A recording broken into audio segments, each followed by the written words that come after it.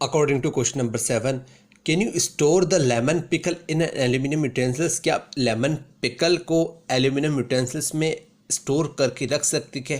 Give it explanation. Solution. Pickles consist of acid. हम जानते हैं कि जो भी पिकल्स हम बनाएंगे वो एसिड होगा, उसमें होगा बहुत सारा एसिड होगा, विच रिएक्ट विथ एल्यूमिनियम मेटल. वो अगर एल्यूमिनियम मेटल के साथ उसकी अगर रिएक्शन होगी to produce salt and hydrogen. हम देखते हैं कि अब हमने जस्ट रिएक्शन में पढ़ा था कि किसी भी एसिड की रिएक्शन अगर हम मेटल के साथ करवाते हैं तो सॉल्ट और हाइड्रोजन गैस को प्रोड्यूस करती है. So that's reason hence pickle is not stored in the aluminium utensils. इसलिए हम पिकल्स को एल्यूमिनियम के यूटेंसिल्स में इसीलिए नहीं रखेंगे. यही रीज़न है कि अगर एसिड, हम देखते हैं पिकल क्या होगा, एसिड प्रोड्यूस करेगा. अगर उसने एसिड प्रोड्यूस करा तो वो एल्यूमिनियम के साथ रिएक्शन करके क्या बनाएगा, सॉल्ट और हाइड्रोजन गैस. तो it will be not useful for them. So hence pickle is not stored in aluminium utensils. Question number 8 है match the substance. Solution is here.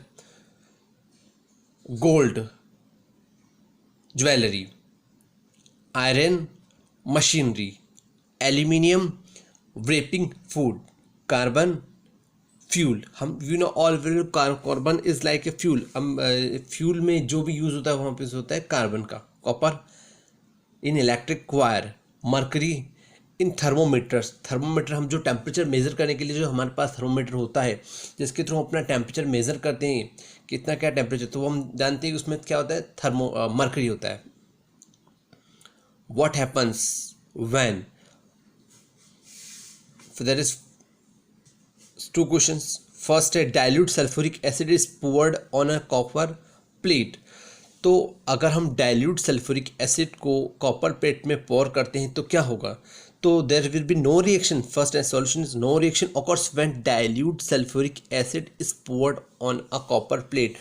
However, when concentrate sulfuric acid is poured on a copper plate, hydrogen gas evolves along with the formation of blue coloured copper sulphate. देखो अगर highly concentrate dilute sulphuric acid अगर हम copper plate में अगर feel करते हैं तो क्या होगा कि हाइड्रोजन गैस क्या हो जाएगी, निकलेगी, रिमूव, इवॉल्व हो गया. Hydrogen gas evolve along with the formation of blue coloured copper sulphate.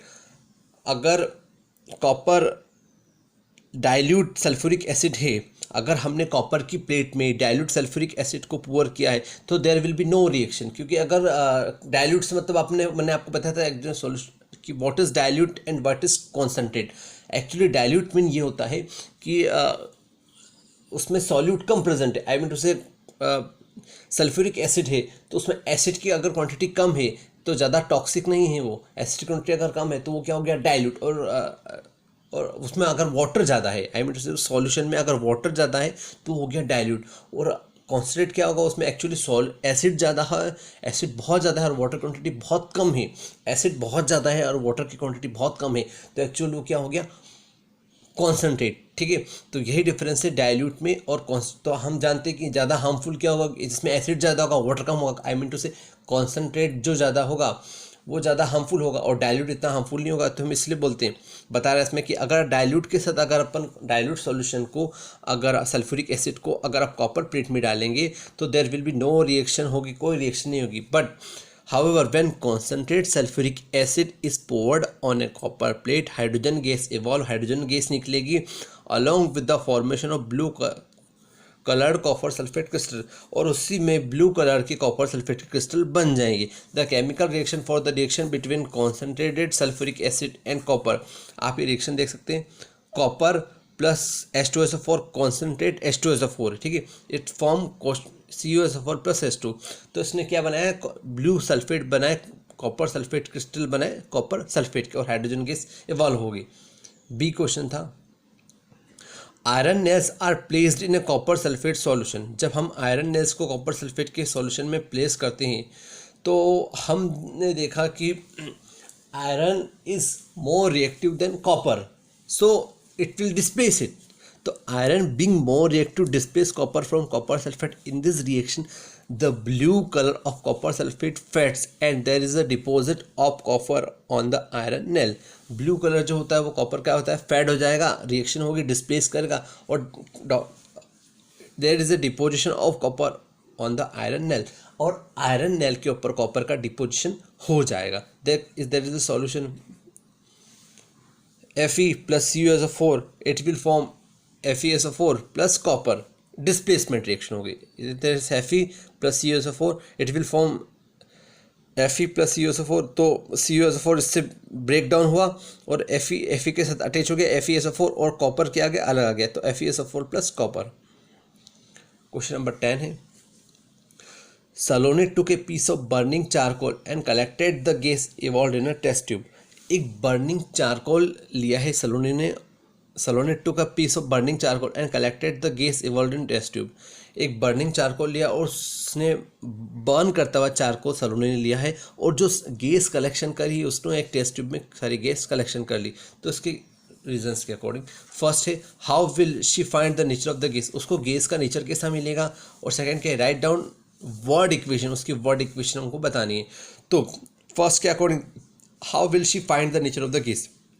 तो in a test tube containing gas add a few drops of water, now cover the test tube. अब उसने test tube में कुछ जो gas contain करी थी उसमें कुछ वाटर के ड्रॉप्स मिला दी.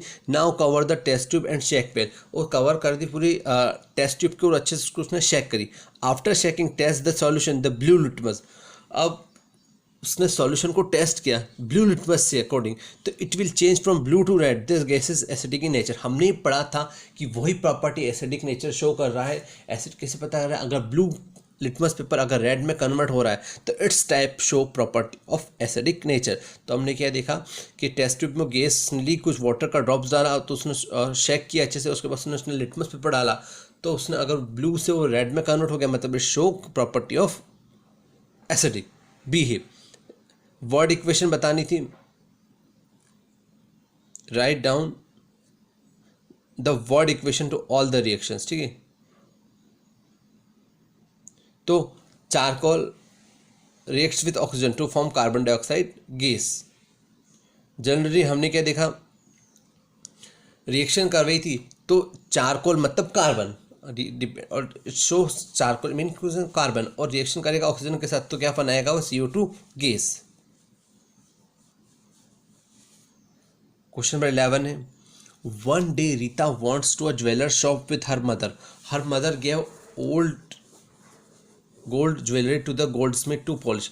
एक बार रीता ज्वेलर की शॉप पे गई उसकी माँ के साथ, तो उसकी माँ ने ज्वेलरी पुरानी कुछ ज्वेलरी हो गई थी तो उस गोल्ड स्मिथ को पॉलिश करने के लिए वो दी. ठीक है, नेक्स्ट डे उसने वापस उसको ब्रॉट हिज ज्वेलरी बैग, उसने वापस गोल्ड स्मिथ ने उसकी ज्वेलरी वापस रिटर्न कर दी. They found there was a slight loss in his weight. उसने कुछ देखा कि उसने मुझे गोल्ड स्मिथ ने मुझे पॉलिश करके तो दे दी एक्चुअली ज्वेलरी, बट उसकी कुछ वेट में कुछ कमी आई है, slight loss in weight. So can you suggest a reason for this loss in weight. क्या आप बता सकते हो कि लॉस क्यों हुआ उसके वेट में. तो in order to polish the gold ornament it is be dipped into a liquid called aqua regia. Actually उसने एक्वारेजिया एक सॉल्यूशन था उसमें उस ज्वेलरी को डीप किया. It's a mixture of hydrochloric acid and nitric acid.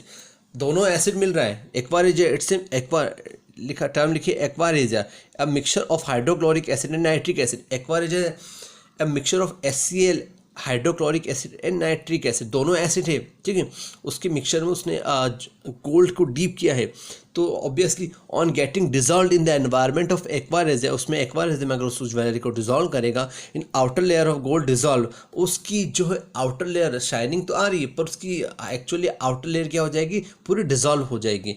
And dissolve and inner shiny layer appears, और उसकी वजह से क्या उसकी आउटर लेयर डिजॉल्व हो जाएगी. जो आई मीन टू से उसको पॉलिश करवानी थी, आई मीन टू से कि आप देख सकते हो कि उसकी आउटर डस्ट गंदगी जो क्लियर हो गई. ठीक है, एंड वो डिजॉल्व हो गई. ठीक, और अंदर की जो शाइनी लेयर क्या हो जाएगी वापस अपीयर हो जाएगी, रियल गोल्ड आ जाएगा. तो dissolving of the layer causes a reduction in the weight of the jewellery. इसी वजह से क्या होगा कि वो ऊपर वाली जो अपर लेयर पे जो डर्टी लेयर थी वो क्या हो गई, डिजॉल्व हो गई उस एसिड वाले सॉल्यूशन में, और उससे क्या हो गया, उसका रिडक्शन हो गया. तो रिडक्शन होना है मतलब क्या हो, कमी आ रही है उसमें. ठीक है, तो रिडक्शन आ रहा है मतलब इससे क्या हो गया, उसका वेट भी, ज्वेलरी का वेट भी क्या हो जाएगा, कम हो जाएगा.